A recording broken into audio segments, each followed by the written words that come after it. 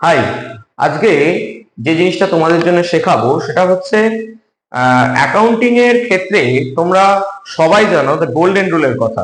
তো golden rule তো সবাই জানে। তো গোল্ডেন রুল ছাড়াও আরেকটি রুলস মেনে কাজ হয়। এই রুলসটা হচ্ছে অ্যাকচুয়ালি প্র্যাকটিক্যাল রুলস। এই রুলসটা মেনে যদি তোমরা জার্নাল, লেজার, ট্রায়াল ব্যালেন্স আরো বিভিন্ন ধরনের প্রবলেম গুলোকে সলভ করতে যাও, তাহলে খুব ইজি ভাবে তোমরা বুঝতে পারবে কি এই রুলসটার মধ্যে যে জিনিসটা রয়েছে সেটা হচ্ছে গোল্ডেন রুলসে তোমরা যেমন তিনটে জিনিস দেখেছো, রিয়েল, পার্সোনাল, নমিনাল। তার ভেতরে যে জিনিসগুলো বলা আছে সেইগুলোকে তোমাকে বুঝে উঠে ডেবিট ক্রেডিট বাঁচতে হয়। এখানে কিন্তু যে জিনিসটা এই রুলসটা মেনে কাজ হবে, এখানে কিন্তু চারটে জিনিস তোমাদের জানলেই সেই জিনিসটা ডেবিট কি ক্রেডিট কি তোমরা সলভ করে ফেলতে পারবে। জিনিসটা কি তাহলে বলি, মডার্ন অ্যাকাউন্টিং রুলের চারটে জিনিস তোমাদেরকে জানতে হবে। কি কি? এক, যেটা অ্যাসেট,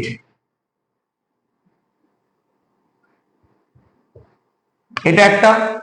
দুই,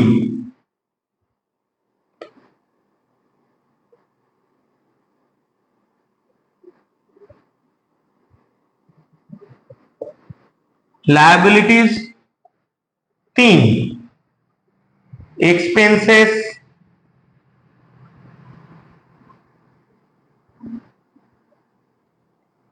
চার, রেভিনিউ।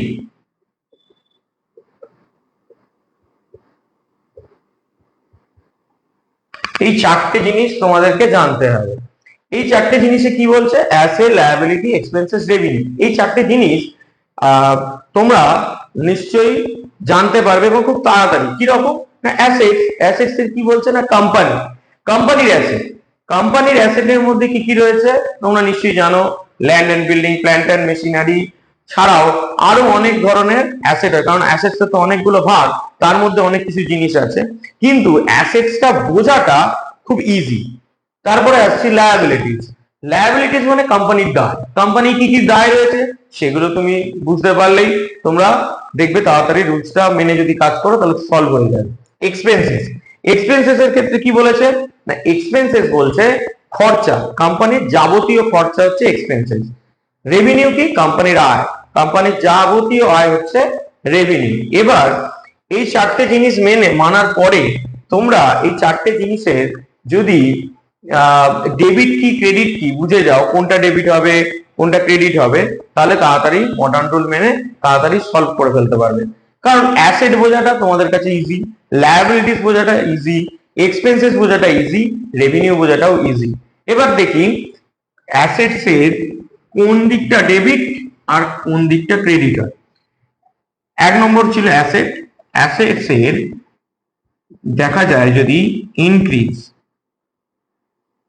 অ্যাসেট যদি ইনক্রিজ করে,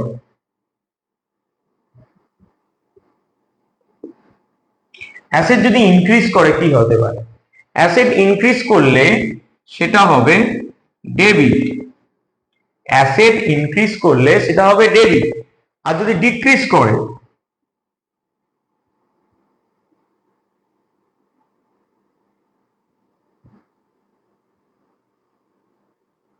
সেটা হবে ক্রেডিট।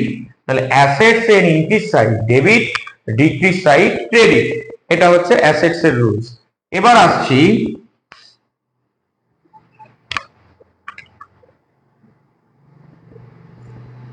লায়াবিলিটি।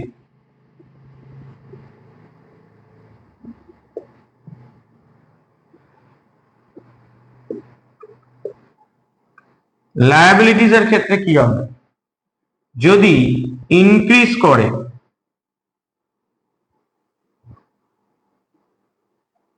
মানে হচ্ছে যদি বাড়ে, লায়াবিলিটি যদি বাড়ে তাহলে সেটা হয় ক্রেডিট। আর যদি ডিক্রিজ করে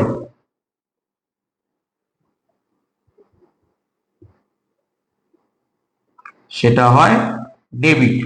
তাহলে ইনক্রিজ অর্থাৎ যদি বাড়ে, লায়াবিলিটি দায় যদি বাড়ে তাহলে সেটা ক্রেডিট, আর যদি দায় যদি কমে তখন হবে সেটা ডেবিট।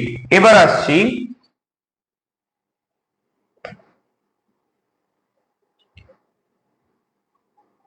এক্সপেন্সেস।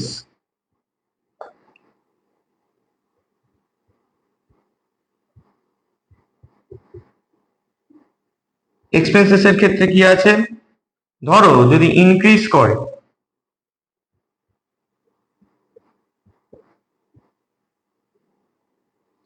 এক্সপেন্সেস যদি ইনক্রিজ করে কি হবে?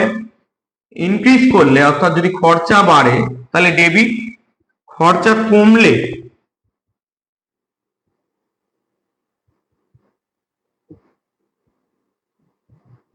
ক্রেডিট। খরচা ইনক্রিজ করলে ডেবিট, ডিক্রিজ করলে ক্রেডিট।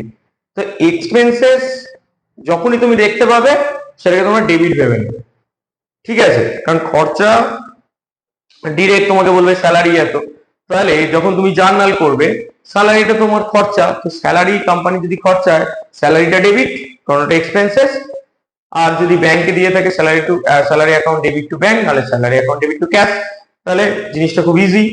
তারপরে হচ্ছে রেভিনিউ।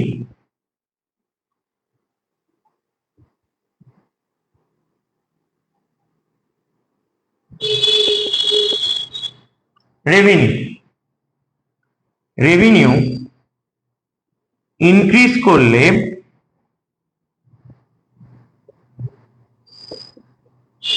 ক্রেডিট,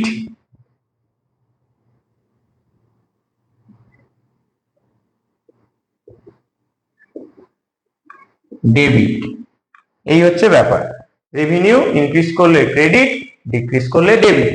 এবার এত কিছু ইনক্রিজ ডিক্রিজ তোমাদের দেখিয়ে দিলাম অ্যাকচুয়ালি রুলসটা, কিন্তু জার্নাল করার সময় তোমরা যদি এইটুকু খালি ভেবে রাখো তাহলে খুব সুবিধা হবে। কি রকম সুবিধাটা হবে? ধরো তুমি অ্যাসেটস বেচেছো, কি আছে? অ্যাসেটসটা কি করবে?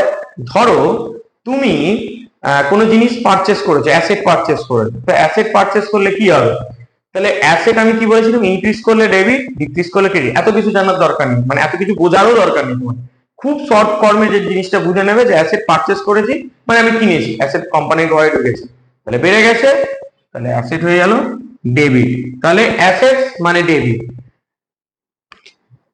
সরি, এটা দুই ছিল, এক করে দিলাম। 2 নম্বর যেটা হলো সেটা হলো লায়াবিলিটিস।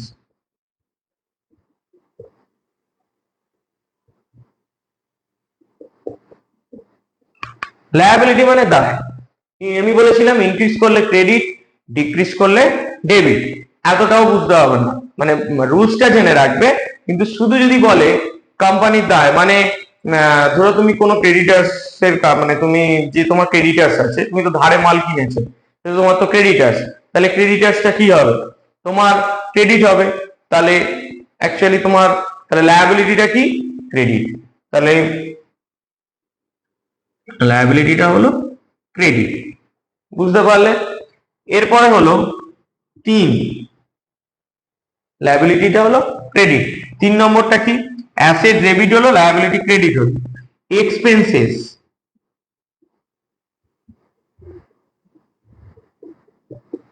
কোম্পানির খরচা মানেই ডেবিট। কোম্পানির খরচা মানেই ডেবিট। আমি ওখানে বলেছিলাম ইনক্রিজ আর ডিক্রিজ। ইনক্রিজে কি দেখিয়েছিলাম? ইনক্রিজে বলেছিলাম ডেবিট, ডিক্রিজে বলেছিলাম ক্রেডিট। তাহলে এত কিছু জানার দরকার নেই, আমাকে তো কোম্পানিকে স্যালারি দিতে হবে, স্যালারি সবসময়ই ডেবিট হয়। তো তাহলে কি হচ্ছে? Expenses debit. 4 নম্বর রেভিনিউ।